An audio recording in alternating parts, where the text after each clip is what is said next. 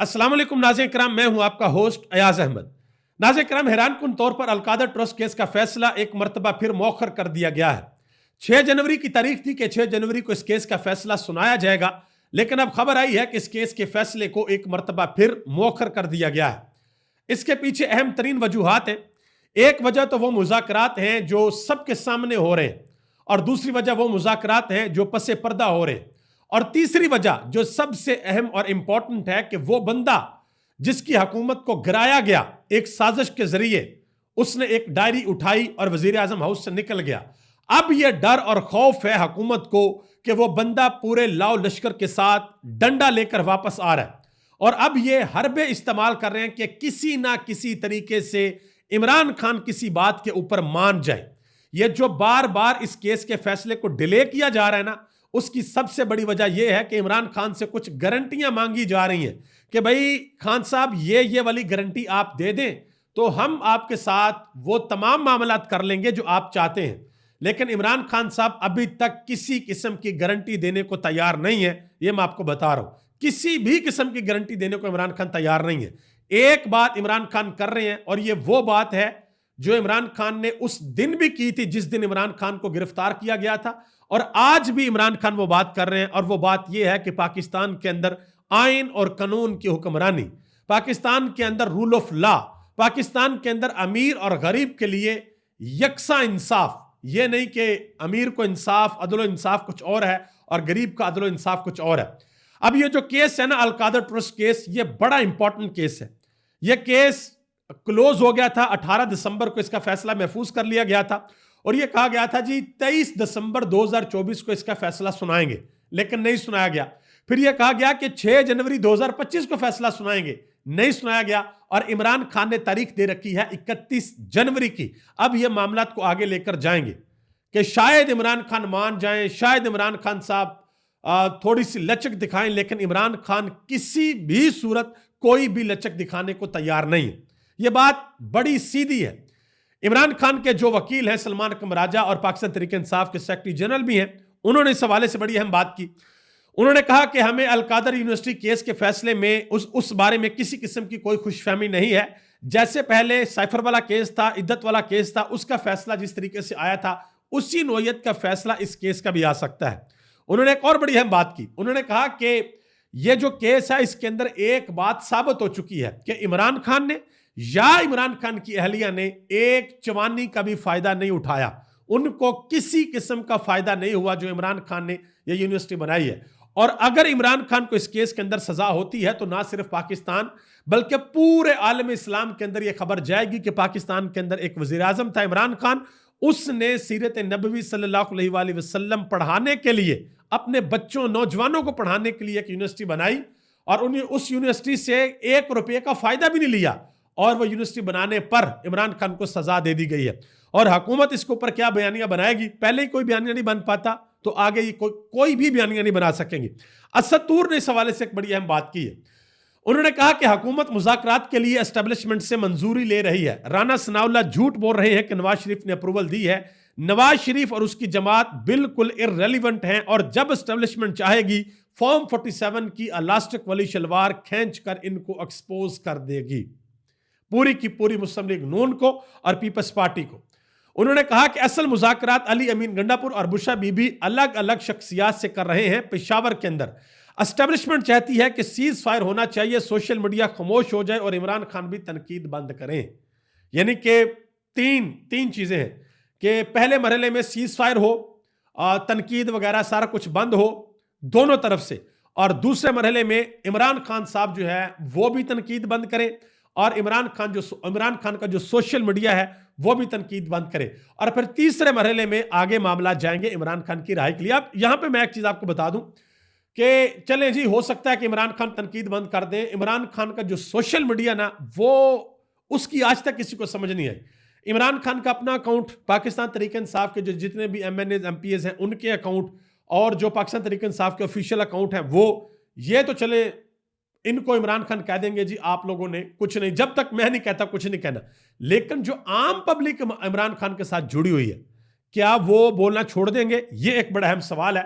लेकिन अगर इमरान खान कहेंगे तो शायद वो कुछ देर के लिए खामोश हो जाएं, ले मुज़ाकरात जो चल रहे हैं ये बड़े इंपॉर्टेंट है, और ये जो डिले हो रहा है ना बार बार, ये सिर्फ इन मुज़ाकरात की वजह से है।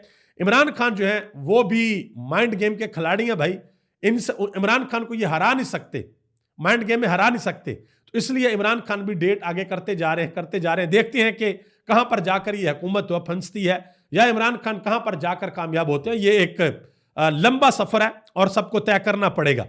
आगे आज एक और बड़ी अहम खबर है इमरान खान के सोशल मीडिया के हवाले से। आपको याद होगा कि पाकिस्तान तहरीक इंसाफ के अंदर से कुछ लोगों ने कहा था कि सोशल मीडिया ने हमारा बहुत नुकसान कर दिया, तो इमरान खान ने डेला जेल के अंदर से फिर तबीयत अच्छी खासी इनकी साफ की कि ये मेरा वो सोशल मीडिया है जिसकी वजह से आज तक मेरा नैरेटिव जिंदा है, मेरा बयानिया जिंदा है। अगर ये सोशल मीडिया ना होता तो तुम तो इलेक्शन तक नहीं जीत सकते थे।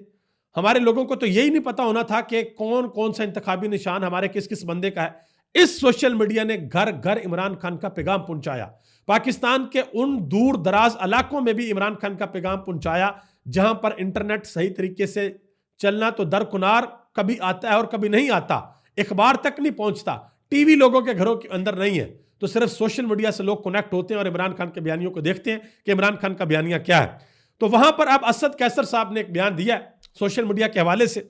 उन्होंने कहा जी सोशल मीडिया हमारी बहुत बड़ी ताकत है, हुकूमत को बहुत परेशानी सोशल मीडिया से है, मैं अपनी सोशल मीडिया टीम को अप्रिशिएट करता हूं। और पिछले व्लॉग में मैं आपको बता चुका हूं, इसी तरह का एक बयान दिया था बैरिस्टर गोहर अली खान ने। उन्होंने कहा था जी बाहर बैठे जो पाकिस्तानी है, जो सोशल मीडिया की टीम है, उन्होंने हमें किसी किस्म का कोई नुकसान नहीं पहुंचाया, नुकसान ये जो पाकिस्तान के अंदर हुकूमत है ये पाकिस्तान को नुकसान पहुंचा रही है। आगे आ जाए जी पाकिस्तान तहरीक इंसाफ के वो लोग, जो 13 लोगों की लिस्ट पाकिस्तान तहरीक इंसाफ ने दे रखी है कि ये लोग हमारे शहीद हुए हैं 26 नवंबर को इस्लामाबाद के अंदर। तो उनमें से एक नौजवान लड़का था जिसका नाम था अनीस सती। उनके वालिद साहब का एक बयान आया है बड़ा अहम। उनका रस्ल चहलम थी, तो वहां पर उन्होंने तकरीर की। उन्होंने कहा कि मेरा बेटा अपने नजरिए का पक्का था और मैं वादा करता हूं कि मैं इस नजरिए को आगे लेकर चलूंगा। ये उनके वालिद साहब ने बात की है। और इस तकरीब के अंदर पाकिस्तान तहरीक इंसाफ की जो क़यादत है उन्होंने भी शिरकत की। जो नॉर्थ पंजाब के सदर हैं मलक तैमूर मसूद और मोहतरमा समाबिया ताहिर साहबा, उन्होंने भी शिरकत की इस सारे प्रोग्राम के अंदर। अब आगे आ जाए, एक और बड़ी अहम खबर है। पब्लिक न्यूज़ के ऊपर एक प्रोग्राम हो रहा था जिसमें अदनान हैदर, आमना शेख और निमरा अब्बासी ये तीनों बैठे हुए थे। आमना शेख जो है वो पाकिस्तान मुस्लिम लीग नून से है, अदनान हैदर एक एंकर पर्सन है। तो इनके दरमियान गर्मा गर्मी हुई है एक बात के ऊपर, जो पारा चिनार के अंदर जो कुछ हो रहा है आपको पता है सारा कुछ, तो उसके ऊपर बात हो रही थी। तो अदनान हैदर ने एक बात की, उन्होंने कहा जी मैं मोहसिन नकवी को चैलेंज करता हूं कि मोहसिन नकवी साहब को यह कहा गया कि आप ऐसा करें कि पीसीबी की चेयरमैनशिप छोड़ दें और वजारत दाखिला की जिम्मेदारी आप संभालें, ये बड़ी इंपॉर्टेंट चीज़ है। तो मोहसिन नकवी साहब ने आगे से ये कहा है कि मैं वजारत दाखिला छोड़ने के लिए तैयार हूं, लेकिन चेयरमैन पीसीबी की जो सदारत है, जो कुर्सी है, वो मैं नहीं छोड़ूंगा। ये बात अदनान हैदर ने की है। उन्होंने कहा कि वो बंदा जिसका फोकस क्रिकेट के ऊपर हो, उसे क्या पता कि 200 बच्चे शहीद हो चुके हैं, क्या वजीर आजम हमारे वहां पर गए हैं? और एक वजीर आजम ने सिर्फ, हमारे वजीर आजम ने सिर्फ एक मुज़म्मती बयान दिया है, इसके अलावा और कुछ भी नहीं। तो अब पाकिस्तान मुस्लिम लीग नून को इसके ऊपर जरूर जवाब देना चाहिए कि क्या हालात वाक़यात है। ज़ल्मे खलीलज़ाद ने एक और ट्वीट कर दिया जी। काफ़ी अरसे से ये पाकिस्तान के हवाले से बड़ी बातें कर रहे हैं, बड़े ट्वीट कर रहे हैं, कह रहे हैं जी इमरान खान को रिहा करो। आज उन्होंने एक ट्वीट किया, उन्होंने कहा जी पाकिस्तान को इस वक्त 3 बहरानों का सामना है। एक सियासी बहरान है और वो बहरान है इमरान खान की कैद की वजह से। दूसरा इक्तिसादी बहरान है जो कि पाकिस्तान की मईशत है उस हवाले से। और तीसरा सिक्योरिटी का बहरान है जो कि अफगानिस्तान के साथ हमारी जो झड़पें हो रही हैं, अफगानिस्तान के साथ जो हमारे मामलात हैं उस वजह से। उन्होंने कहा कि पाकिस्तान को एक नए आगाज की जरूरत है और ये आगाज इमरान खान की आज़ादी से होना चाहिए। यह आप अंदाजा लगा लें। इमरान खान के एक वकील हैं खालिद यूसुफ चौधरी, उन्होंने एक ट्वीट किया बड़ा अहम। उन्होंने कहा जी अल कादर केस की गुज़िश्ता समात की पैरवी के बाद 23 दिसंबर को फैजाबाद रावलपिंडी के मुकाम के ऊपर खंजर की नोक पर मेरा आईफोन छीन लिया गया, जिसकी रिपोर्ट भी थाना I9 इस्लामाबाद में दर्ज करवाई गई थी और आई क्लाउड से लोकेशन ट्रैकिंग के लिए फाइंड माई पे लगा दिया था। अभी एप्पल कंपनी ने मतला किया है कि मेरा आईफोन 13 प्रो मैक्स भारतीय रियासत छत्तीसगढ़, उत्तर प्रदेश और मध्य प्रदेश के दरमियानी इलाके में ऑन हुआ है। उन्होंने आगे लिखा कि सुना था कि स्मगलिंग अफगानिस्तान के रास्ते से होती है, मगर यह भारत के साथ खुफिया रास्ते कब से खुल गए हैं। ये उन्होंने सारी अपनी कहानी बताई है कि मेरा फ़ोन चोरी हो गया था, मैंने रिपोर्ट भी दर्ज कराई और आईफ़ोन के अंदर ये फ़ंक्शन है कि अगर आपका फ़ोन चोरी हो जाता है और आप उसके मालिक हैं, तो आप एक सिस्टम के अंदर सारा कुछ डाल सकते हो। जब भी जहाँ भी दुनिया के किसी कोने में वो आईफ़ोन ऑन होगा, आपको बता दिया जाएगा कि आपकी जो डिवाइस है, ये फ़लाँ जगह के ऊपर ऑन हुई है। मुझे अच्छी तरह याद है कि मेरे एक बड़े करीबी शख्स हैं, उनका आईफ़ोन एक जगह पर गुम गया। तो उन्होंने बड़ी भाग-दौड़ की किसी तरीके से मिल जाए, लेकिन नहीं मिला और कुछ दिन बाद उनको नोटिफ़िकेशन आया कि आपका जो आईफ़ोन है वो जलालाबाद के अंदर, अफ़गानिस्तान में जलालाबाद के अंदर ऑन हुआ है। कि जब स्मगल हो जाती है चीज़, एक मुल्क से दूसरे मुल्क चली जाती है, वहाँ पर जाकर भी अगर आईफ़ोन ऑन हो जाता है, तो आपको पता चल जाता है कि आपकी डिवाइस कहाँ पर है। आगे आ जाएँ जी, पाकिस्तान पीपल्स पार्टी की तर्जुमान है शाज़िया मरी साहबा।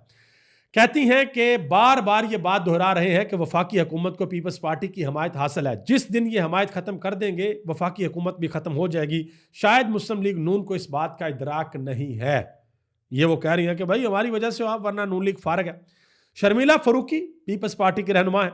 कहती हैं कि पाकिस्तान में ई-कॉमर्स तबाह हो गया, आईटी सेक्टर तबाह हो गया, कंपनीज़ बंद हो रही हैं, इंटरनेशनल क्लाइंट्स जा रहे हैं और वो ज़्यादा दूर नहीं, हमसाया ममालिक के अंदर जा रहे हैं। मेरे घर में नुकसान हुआ है तो मुझे पता है। अब ये वो लोग हैं, बल्कि मैं एक चीज़ आपको दिखाता हूँ। ये समीना पाशा ने इस हवाले से एक बात की है, बढ़िया है। उन्होंने कहा जी इंटरनेट और वो भी अच्छी स्पीड में जिंदा रहने के लिए कितना ज़रूरी है, इस बात का अंदाज़ा इससे लगाएं कि हकूमती टाउट सहाफ़ी जो लोगों के कत्ल, अगवा, तशद्दुद, गिरफ्तारियों पर नहीं बोले, आइन की पमाली, वोट चोरी, महंगाई के ऊपर नहीं बोले, वो भी इंटरनेट बंद होने के ऊपर चीखे मार रहे हैं कि इंटरनेट क्यों बंद हो रहा है। और इस इंटरनेट बंद होने की वजह से पाकिस्तान का $1.62 बिलियन का नुकसान 2024 के अंदर हो चुका है। यह आप अंदाजा लगा लें। एहसन इकबाल साहब कहते हैं कि हमारी पूरी नस्ल को गमराह किया गया, हर किसी की जुबान पर चोर चोर का लफ्ज चढ़ा दिया गया। कोई किसी की जुबान के ऊपर कुछ नहीं चढ़ा सकता, कोई भी किसी की जुबान के ऊपर कुछ नहीं चढ़ा सकता। आज मियां साहब ये बता दें कि ये हैं वो सबूत, ये वो जराए हैं जिनसे हमने अपने बाहर की जायदादें बनाई हैं। कोई आपको चोर नहीं कह सकता। अदालतों के अंदर चीजें आपने नहीं रखी, जवाब नहीं दिए, इमरान खान ने बयानिया बना दिया और कौम ने उस बयानिया को कबूल कर लिया। अब आप उसका काउंटर बयानिया बनाएं और देखें कि कौम आपके बयानियों को कबूल करती है या नहीं करती। ये जमहूरियत है, यहां पर तो बयानिया फिर वही बनेगा जिसको आवाम खरीदेगी, सौदा तो वही बिकेगा जिसको आवाम खरीदेगी। तो इस चीज पर आप बिल्कुल परेशान ना हुआ करें कि जुबान पर चोर चोर का लफ्ज चढ़ा दिया गया है। चढ़ता कोई नहीं है भाई, अवाम अपना जो माइंड है वो बनाती है और फिर देखती है कि हाँ भाई हमने किसके पीछे चलना है, कौन सच्चा, कौन झूठा है, कौन बुजदिरा, कौन दिलेर है, कौन डट के खड़ा और कौन कॉम्प्रोमाइज है। इसका फैसला पाकिस्तान के अवाम करते हैं। एंकर इमरान रियाज खान के हवाले से एक इंतहाई अहम खबर है, तो मैं आपको बता दूं, उन्होंने अभी रिसेंटली हाल ही में एक इंटरव्यू दिया। उन्होंने कहा कि मुझे एक फ़ोन आया और ये कहा गया कि इमरान रियाज खान आप जहां पर भी हो फ़ौरन से यहां से निकल जाओ। उन्होंने कहा कि मैं वहां से फ़ौरन निकल गया, तो ठीक 7 मिनट बाद जिस जगह से मैं निकला था वहां पर रेड हो गया और खैबर पख्तूनख्वा का एक अदारा है जिसका नाम है DSB, उसके अहलकार उस रेड के अंदर शामिल थे। इमरान रियाज खान ने मजीद कहा कि मुझे अब इतलात हैं कि तुम्हें उठाया नहीं जाएगा, तुम्हारे ऊपर हमला हो सकता है, मारा जा सकता है। मैंने अब फैसला किया है कि जब तक सब नॉर्मल नहीं होता, मैं इस सिस्टम के साथ जो पहले तावन कर रहा था, अदालत में भी पेश हो जाता था, किसी से मुलाकात भी कर लेता था, अब इन सब चीज़ों से मैं गुरेज करूंगा। यह बात एंकर इमरान रियाज खान ने की है। अल्लाह ताला सबको अल्लाह ताला अपने हिफ्ज़ो ईमान के अंदर रखे, मुझे, आपको, हम सबको। और इस दुआ के साथ मुझे इजाज़त दे कि अल्लाह ताला वतन अजीज़ पर और वतन अजीज़ के अंदर बसने वाले करोड़ों लोगों पर जो पाकिस्तान और पूरी दुनिया के अंदर बसते हैं, उन सब को अपने हिफ्ज़ो ईमान के अंदर रखे, उन सब पर अपना ख़ास फजल और करम फरमाए। और वो लोग जो पाकिस्तान के खिलाफ साजिशें करते हैं, पाकिस्तान को नुकसान पहुंचाना चाहते हैं, अल्लाह ताला उनको हदायत दे, अपनी जनाब से हदायत दे। अगर उनकी किस्मत के अंदर हदायत नहीं लिखी तो फिर अल्लाह उनको इबरत का निशान बनाए। आप सबका बहुत बहुत शुक्रिया। पाकिस्तान जिंदाबाद, पाकिस्तान के करोड़ों अवाम पाइंदाबाद।